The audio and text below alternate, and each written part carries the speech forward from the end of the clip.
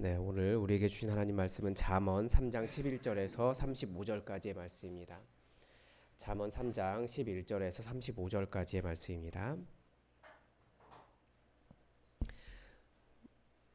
우리 하나님의 말씀을 다 함께 읽겠습니다. 내 아들아, 여호와의 징계를 경히 여기지 말라. 그 꾸지람을 싫어하지 말라. 대저 여호와께서 그 사랑하시는 자를 징계하시기를 마치 아비가 그 기뻐하는 아들을 징계함 같이 하시느니라. 지혜를 얻은 자와 명철을 얻은 자는 복이 있나니 이는 지혜를 얻는 것이 은을 얻는 것보다 낫고 그 이익이 정금보다 나음이니라. 지혜는 진주보다 귀하니 내가 사모하는 모든 것으로도 이에 비교할 수 없도다. 그의 오른손에는 장수가 있고 그의 왼손에는 부귀가 있나니 그 길은 즐거운 길이요 그의 지름길은 다 평강이니라. 지혜는 그 얻은 자에게 생명나무라. 지혜를 가진 자는 복되도다. 여호와께서는 지혜로 땅에 터를 놓으셨으며 명철로 하늘을 견고히 세우셨고 그의 지식으로 깊은 바다를 갈라지게 하셨으며 공중에서 이슬이 내리게 하셨느니라. 내 아들아, 완전한 지혜와 근신을 지키고 이것들이 내 눈 앞에서 떠나지 말게 하라. 그리하면 그것이 내 영혼의 생명이 되며 내 목의 장식이 되리니 내가 내 길을 평안히 행하겠고 내 발이 거치지 아니하겠으며 내가 누울 때 두려워하지 아니하겠고 내가 누운즉 내 잠이 달리로다. 너는 갑작스러운 두려움도 악인에게 닥치는 멸망도 두려워하지 말라. 대저 여호와는 내가 의지할 이시라. 내 발을 지켜 걸리지 않게 하시리라. 내 손이 선을 베풀 힘이 있거든 마땅히 베풀 자에게 베풀기를 아끼지 말며 내게 있거든 이웃에게 이르기를 갔다가 다시 오라 내일 주겠노라 하지 말며 내 이웃이 내 곁에서 평안히 살거든 그를 해하려고 꾀하지 말며 사람이 내게 악을 행하지 아니하였거든 까닭없이 더불어 다투지 말며 포악한 자를 부러워하지 말며 그의 어떤 행위도 따르지 말라. 대저 패역한 자는 여호와께서 미워하시나 정직한 자에게는 그의 교통하심이 있으며 악인의 집에는 여호와의 저주가 있거니와 의인의 집에는 복이 있느니라. 진실로 그는 거만한 자를 비웃으시며 겸손한 자에게 은혜를 베푸시나니 지혜로운 자는 영광을 기업으로 받거니와 미련한 자는 영달은 수치가 되느니라. 아멘. 오늘 본문의 제목을 젊은 자에게 주는 하나님의 그 교훈이라고 제가 그렇게 잡았는데 그 이유가 뭐냐면 젊은 나이가 어릴수록 이해하지 못하는 것이 있습니다. 잘 받아들이지 못하는 것이 있는데 바로 이 징계에 대한 부분입니다. 이제 여호와의 징계라고 되어 있는데 그리고 꾸지람이라고 되어 있는데 사실 뭐 그렇게까지 그런 단어는 아니고 징계, 여호와의 징계에 대한 부분, 그러니까 고난의 잠언에서 고난에 대한 부분이 여기에만 나옵니다. 그런데 이 징계, 뭐 고난과 조금 연결할 수 있는 부분이 어디에 있냐면 잠언 13장 24절에 한 번 더 나옵니다. 아버지가 그 자녀를 사랑하기 때문에 매를 든다라는 거죠. 뭐 그래서 모든 우리가 몸에 병이 들거나 혹은 어려움이 있으면 우리가 매 맞았다라고 하는 표현을 하는데 그건 그 사람만 아는 거지 일반적인 경우는 아닙니다. 그래서 모든 고난을 향해서 당신 고난 당하니까 하나님께 매 맞습니다. 이렇게 말할 수는 없습니다. 그렇게 말하면 안 되지만 본인의 잘못이 있거나 혹은 그런 고난 가운데 있을 때 그것이 하나님의 징계인 것을 깨닫는 사람들이 있습니다. 그건 하나님의 사랑의 징계라는 겁니다. 그런데 이것이 여호와께서 그 사랑하시는 자를 징계하신다라는 거예요. 하나님의 사랑이 너무나 크기 때문에 징계한다라는 겁니다. 그런데 이게 어디에 나오냐면 근거 구절이 신명기 8장 5절에 나옵니다. 너는 사람이 그 아들을 징계함 같이 내 하나님 여호와께서 너를 징계하시는 줄을 마음에 생각하고. 그래서 이 징계가 우리가 생각하는 그런 악한 벌 여기에 해당하는 것이 아닙니다. 고난인데 어떤 고난이냐면 하나님께서 주시는 고난을 지금 여기서는 징계라고 표현을 한 겁니다. 그게 뭡니까? 신명기 8장이 어떤 부분이냐면 광야를 이스라엘이 걸은 것을 마지막으로 모세가 해석해 주는 거예요. 너희가 그 광야를 걸었다. 너희가 광야 40년 동안 걸었는데 너희 옷도 헤어지지 않았고 너희 발도 부르트지 않았다. 왜냐하면 너희가 하나님의 말씀을 따라 살았기 때문이다라고 말하는 겁니다. 그래서 예수님도 이 말씀을 가지고 사탄에게 시험을 받으시면서 사람이 떡으로만 사는 것이 아니요 하나님의 입에서 나오는 모든 말씀으로 살게 된다라는 말씀을 하셨습니다. 그 말씀이 바로 이 신명기 8장 5절 8장의 부분입니다. 즉 이 하나님의 징계, 이 징계라고 하는 단어가 너무 무겁기는 하지만 그런 의미가 아니고 하나님께서 사랑하시기 때문에 하나님의 아들이 하나님을 떠나 살지 않도록 하나님께서 광야를 걷게 하신 그 삶을 징계라고 말한다고 말씀을 드렸는데요. 그래서 결국 이런 광야를 통해서 무엇을 배우게 되겠습니까? 여호와 하나님을 경외하는 그 지혜를 체득하게 됩니다.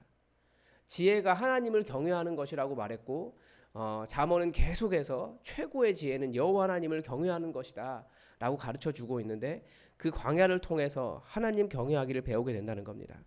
그래서 우리는 그런 질문을 던질 수 있어요. 고난이 사랑인가? 정말 그 고난이 하나님의 사랑인가? 우리는 많은 질문을 던지게 됩니다.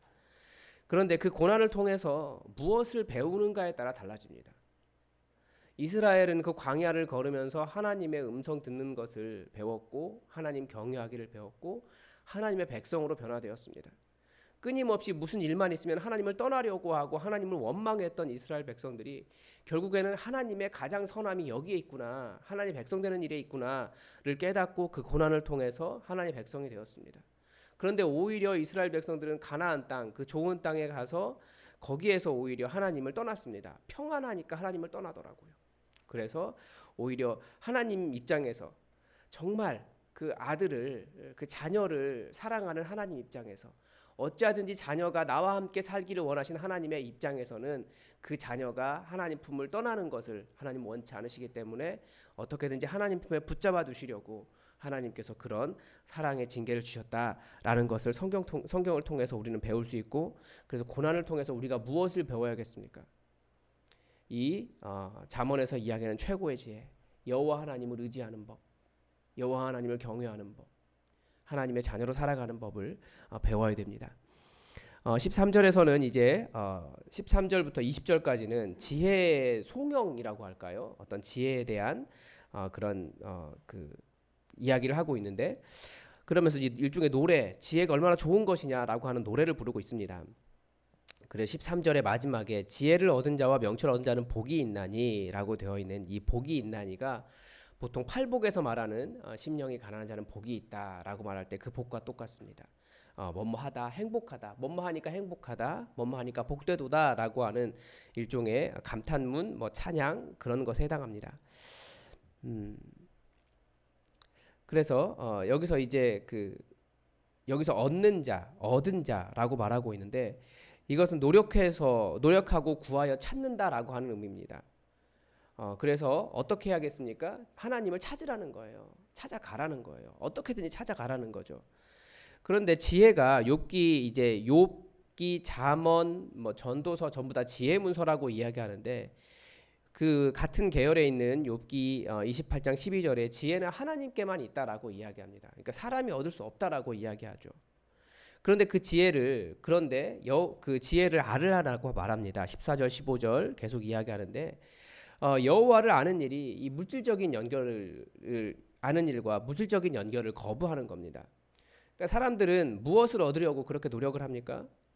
물질을 얻으려고 노력을 해요. 은을 얻고 정금을 얻고 이런 걸 얻으면 우리가 복 받았다라고 생각하고 하나님의 은혜 받았다고 생각하지만 그것이 아니고 지혜를 얻는 것이, 명철을 얻는 것이 복되다라고 합니다. 왜 그렇습니까?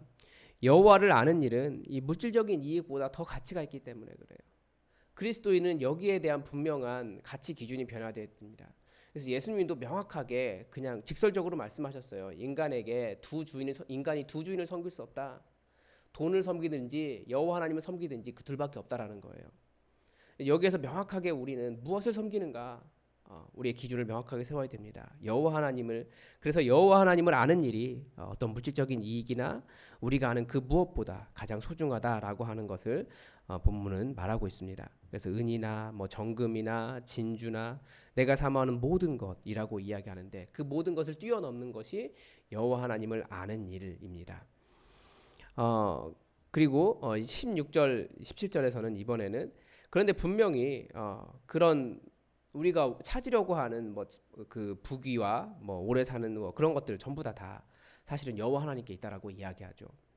그래서 지혜가 최종적으로는 우리가 원하는 그 모든 것을 다 줄 것이다. 그러니까 여호와 하나님을 경외하는 것을 몸으로 다 깨달을 때 이스라엘 백성들이 그 광야를 지나가면서 하나님의 온전한 백성이 되었을 때 그 가나안 땅을 소유하는 것처럼 하나님은 우리에게 그 모든 것을 다 주실 수 있는 분이다라고 가르쳐 주고 있고 또 지혜는 그 얻는 자에게 생명나무다라고 이야기합니다. 그러면서 다시 한번 복되도다. 지혜를 가진 자가 복되도다라고 이야기합니다. 그러니까 우리가 인간이 땅에서 가질 수 있는 최고의 것이 무엇입니까? 우리는 은을 추구하고 부귀를 추구하지만 그것보다 더 소중한 것은 생명입니다. 그리고 그 생명보다 더욱더 소중한 것은 여호와 하나님입니다. 그래서 여호와 하나님을 아는 일에 최고의 가치를 두고 있는 것을 볼 수 있습니다. 그래서 지혜에는 부귀보다 더 나은 평강과 생명이 있다. 평강, 샬롬이라고 말씀드렸는데 하나님께서 주시는 샬롬을 누릴 수 있다라고 합니다. 그래서 말씀을 의지해서 오늘도 그렇게 주장할 필요가 있는 것 같습니다. 그리고 19절 이번에는 이제 그 여호와의 지혜가 땅에 터를 놓고 하늘을 견고히 세우고 깊은 바다를 갈라지게 하고 공중에서 이슬이 내리게 하고 무엇과 연결되냐면 이번에는 창조의 능력과 이야기합니다. 그러므로 지혜는 하나님께서 창조하신 이 세상 안에 담겨 있습니다. 그리고 창조를 이야기할 때 무슨 이야기를 하냐면 이 지혜라고 하는 단어를 그 헬라식으로 표현을 한다면 이게 로고스입니다. 로고스가 헬라 철학에 의하면 헬라 시대에 그 요한복음 1장에서부터 태초에 말씀이 계셨다라고 이야기하면서 그 말씀의 창조의 능력을 이야기하는데 그 말씀이 바로 로고스입니다. 그런데 그 로고스 이 하나님의 창조의 지혜, 창조의 원리 그러면서 예수님께 그 요한복음 1장에서 이야기하는 것은 무엇이냐면 그 예수님에게 그분이 모든 것을 만드신 창조의 능력이 있으신 분인데 그분에게는 사람의 생명의 빛이 있었다라고 가르쳐 줍니다. 그러니까 창조를 이야기할 때는 항상 생명과 같이 나옵니다. 바로 그 하나님을 아는 것이 필요하다라고 말하고 있습니다. 그래서 이 창조의 지혜 안에 우리의 생명도 같이 담겨 있다라는 것을 우리가 알 수 있고 그러므로 하나님을 아는 것이 먼저다라고 말합니다. 그리고 21절에서 이제 내 아들아 다시 이야기하죠. 잠언의 목적을 잘 보여줍니다. 지혜와 근신을 지켜라. 지혜와 근신이 무엇입니까? 여호와 하나님을 경외하는 거예요. 그리고 내가 더 지혜롭다, 내가 더 능력 있다라고 말하지 않는 겁니다. 그러면 내 영혼의 생명이 되며 내 목의 장식이 될 것이다. 그리고 내 길이 평안하겠다. 내 발이 거치지 아니하겠다. 또 누울 때 두려워하지 않겠다. 젊은 세대, 다음 세대 하나님 경외하며 평안하기를 원하는 이 잠언의 목적을 보여주고 있습니다. 그 평안과 그 생명의 능력과 그 두려움 없는 것이 어디에 있습니까? 하나님 경외하는 일에 있다라고 말해줍니다. 그러면 그래서 결론적으로 26절에서 마지막으로 하고 싶은 말이 꼭 이거예요. 정말 이걸 배웠으면 좋겠다. 대저 여호와는 내가 의지할 이시니라. 젊은 세대가 가장 못하는 일이 이거죠. 힘이 있으니까, 아직 건강이 있으니까, 그리고 미래가 있다라고 생각하니까. 그러나 무엇보다도 하나님을 의지하는 법을 배워야 됩니다. 그 하나님을 의지하는 법, 하나님을 경외하는 삶을 알았다면 그것이 가장 복된 삶이다라고 하는 것은 그런 가치 기준을 우리가 변화시켜야 될 필요가 있습니다. 그리고 27절, 28절은 이번에는 이웃과의 관계를 이야기하고 있습니다. 그런데 여기 보면 내 손에 선을 베풀 힘이 있거든 마땅히 받을 자에게 베풀기를 아끼지 말며 내게 있거든 이웃에게 이르기를 갔다가 다시 오라 내일 주겠노라 하지 말라라고 말을 하고 있습니다. 그런데 저도 누군가를 도와보고 또 누군가가 저에게 주는 것을 받아보면서 느끼는 것은 뭐냐면 더 많이 있어서 혹은 나 쓰고 남기 때문에 주는 것이 아니라는 것을 알았습니다. 다들 자기가 먹어야 될 것, 내가 못 쓰고 남 주는 겁니다. 그게 섬기는 겁니다. 그래서 자본주의가 이게 그 뭐라고 할까요? 한국 사회가 자본주의가 되면서 더 자본주의죠 원래. 자본주의가 무엇인가를 더 피자가 커지면 더 많이 나누고 많이 줄 것이라고 이야기하지만 사실은 그런 사람들보다도 그러니까 있으면 있을수록 더 많이 가지려고 하지 나누려고 하지는 않습니다. 그래서 우리가 누군가를 돕는다, 섬긴다라고 하는 것은 사실은 내가 못 쓰고 주는 거예요. 내 거 주는 거예요. 그래서 받을 때도 우리가 정말 귀중한 걸 받았다는 걸 알아야 됩니다. 그 사람이 안 쓰고 내게 준 거구나. 그 사람이 못 쓰고 내게 준 거구나. 그 마음, 그 귀한 마음을 우리가 기억해야 될 겁니다. 그리고 또 이웃과 더불어 다투지 말라고 화목하게 지내라고 하는 교훈을 주고 있습니다. 그래서 그것이 악을 까닭없이 더불어 다투지 말아라. 이게 송사라고 이야기하는데 이웃과 화목하게 지내라라고 가르쳐주고 있고요. 그리고 31절, 32절 다시 한번 자녀들에게 말을 합니다. 우리가 포악한 자를 부러워합니다. 포악한 자의 무엇을 부러워합니까? 포악한 자가 잘 나가요. 마음대로 행하고요. 부유하고요. 자유가 있습니다. 한번 생각해 보십시오. 포악한 자를 저는 여기 길을 걸어 다니면서 정말 많이 봅니다. 마스크 쓰지 않고 아주 건장한 체격에 마스크 쓰지 않고 자기 마음대로 하고 다니는 사람들 상당히 부러워요. 많이 보는데 그런 거 부러워하지 말라는 거죠. 그리고 뭐 자동차 마음대로 주차하고 뭐 그런 것들이 있잖아요. 다른 사람을 배려하지 않는 그런 행위. 그런 행위를 굉장히 많이 우리가 또 마음대로 하고 싶은 마음도 사실은 있습니다. 그러나 그런 모든 행위가 포악해서 이웃을 무시하는 모든 행위들을 따르지 말라라고 말씀은 가르쳐 줍니다. 그리고 왜 그러냐면 그 포악한 자의 행위가 부러운 이유가 무엇이겠습니까? 그게 형통이고 그게 편안해 보이고 그게 자유이고 그들이 무엇인가 더 많이 가진 사람처럼 보이기 때문에 그렇습니다. 그러나 그 사람은 모든 것을 가진 사람이 아니라 여호와 하나님의 미움을 받는 사람입니다. 그리고 정직한 자는 하나님의 교통하심이 있다라고 말씀은 가르쳐 주십니다. 다시 한번 우리가 여호와 하나님을 경외하기를 배우는 겁니다. 그러니까 내가 포악하게 행하여 내 마음대로 사는 것보다 하나님을 의지하는 것이 더 필요하다라고 하는 것을 다시 가르쳐 주고 있습니다. 이제 오늘 본문의 마지막으로 33절에서 35절까지 하고 싶은 말은 뭐냐면 저주와 복은 그 사람이 가져오는 거예요. 여호와 앞에서 행한 일로 인해서 받게 되는 겁니다. 그런데 우리가 함부로 그래서 또 저주와 복, 하나님 그 어떤 사람이 당하고 있는 징계, 고난에 대해서 너는 하나님의 하나님의 저주를 받은 사람이다. 너에게 분명히 어떤 죄가 있고 네가 무엇인가 잘못했다라고 말하는 것은 아니라는 거예요. 처음부터 이야기한 것이 무엇입니까? 물론 저주와 복이 그 사람이 여호와 앞에서 행한 포악한 자인가 그렇지 않은가로 인해서 받는 것이지만 처음부터 이야기하는 것은 하나님의 징계는 하나님께서 내 아들, 내 사랑하는 아들, 내 사랑하는 딸 잃고 싶지 않아서 평생에 여호와 하나님을 의지하는 습관을 주시려고 사랑하는 자에게 주시는 징계다. 사랑하는 자에게 주시는 광야다라고 말씀하고 계십니다. 그래서 그런 삶을 살았다면 사실은 굉장히 감사해야 돼요. 물론 굉장히 눈물 나죠.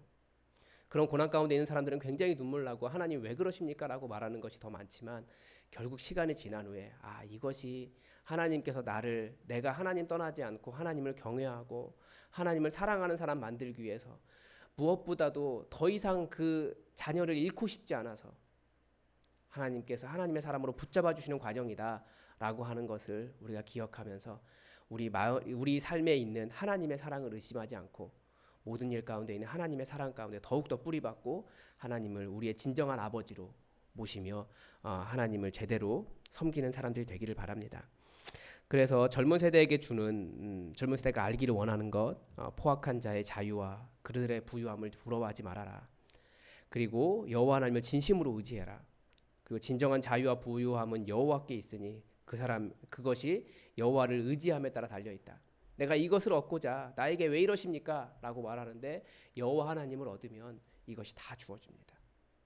그게 사랑하는 아버지의 마음이기 때문에 그렇습니다. 우리가 이 아버지의 마음을 기억하며 또 말씀을 가지고 묵상했으면 좋겠습니다. 그래서 우리가 절대 놓치거나 실패하면 안 되는 것이 있습니다. 하나님께서 나를 사랑하신다. 나를 사랑하시는 진짜 아버지시다. 라고 하는 것을 놓치면 안 됩니다. 얼마든지 사탄의 참소나 우리 주변에 정죄하는 분위기나 이런 것들을 통해서 우리가 정죄를 많이 당해요. 그런데 하나님은 아니에요. 어찌하든지 내 사랑하는 아들, 내 사랑하는 딸을 하나님께 붙잡아 두시고자 하나님은 사랑으로 우리에게 역사하신다라는 것을 기억하시기 바랍니다. 그리고 오늘 성경에서 들은 이 말씀을 가지고 여러분의 삶을 그 말씀에 귀를 기울이십시오. 그래서 하나님의 하나님 되심을 발견하십시오. 여호와의 하나님 되심. 그래서 우리가 그 하나님 때문에 그 광야도 건너갈 수 있어요. 그 광야도 지나갈 수 있어요. 하나님 손 붙잡고 지나가는 거예요. 그럼 발도 부르트지 않고 의복도 상하지 않고 먹을거리도 떨어지지 않는 그 은혜를 얻고 결국 하나님을 알아서 진정한 아버지이신 하나님을 알아서 가나안 땅에 도착하는 것이 성경이 그려주는 그림입니다. 그러므로 여호와 하나님의 하나님 되심을 발견하시고 나머지 10분은 또 그 하나님 되심이 여러분의 삶에 구체적으로 나타나도록 구체적인 삶의 문제에서 혹은 사탄이 참소한 그 문제에 대해서 아니다 하나님이 나를 사랑하신다 그리고 그 하나님이 강한 손으로 우리 가운데 역사하신다라고 하는 것을 적용하며 선포하며 주장하며 또 기도하시기 바랍니다. 우리 다 함께 기도하겠습니다.